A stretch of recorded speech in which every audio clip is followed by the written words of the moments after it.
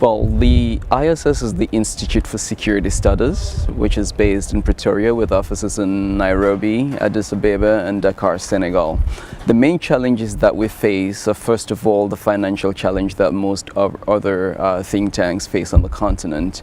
It's hard to actually have a steady stream of core funding. However, through our ISS Partnership Forum, we absolutely acknowledge the funding that is provided to us by most of our major partners. Other than that, a lot of the spaces within which we work are fairly dangerous spaces. For operations in the Sahel, for example, we have to send researchers into areas which are not that secure, and in many cases we have to negotiate with authorities and populations to be able to get access to the data that we need. That's a constant challenge that we face on a daily basis. Obviously, there's a fact of the matter is there's the consultancy culture as well, which impedes and fragilizes think tanks around the continent.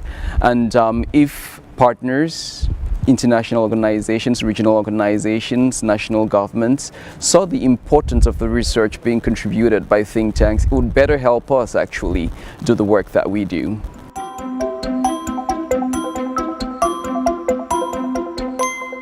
Well, the main partners we have in the ISS Partnership Forum are the governments of Sweden, the Netherlands, Canada, Norway. I'm going to miss out a few right now, but we have a broad array of partners, yes.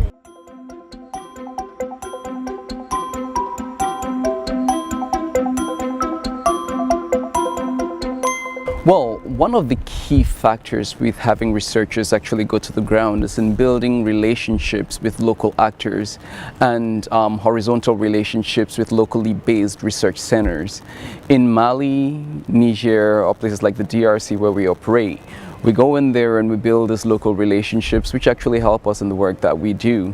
And we also work with a number of consultants across the research space who are trained researchers to do the kind of work that we do, but who have linguistic and anthropological knowledge of the spaces within which we try to research, because that generates a better quality of data that we need to provide the policy recommendations, which are always based on empirical data.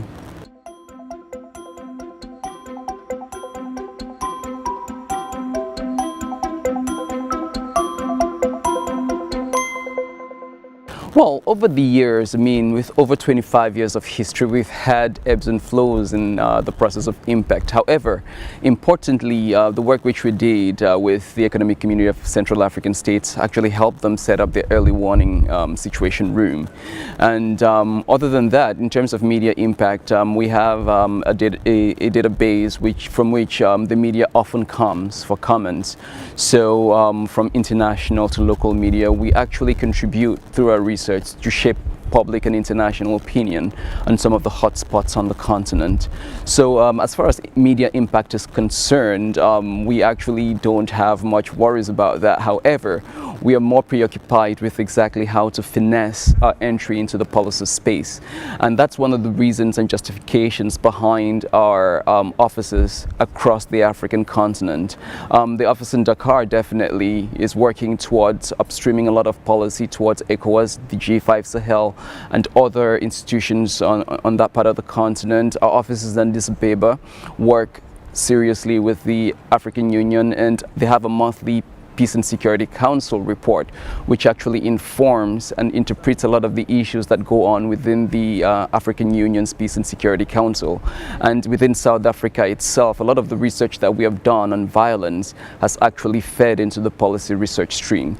So across those different spaces on the continent, we try to remain active and engaged to get our information into the policy stream.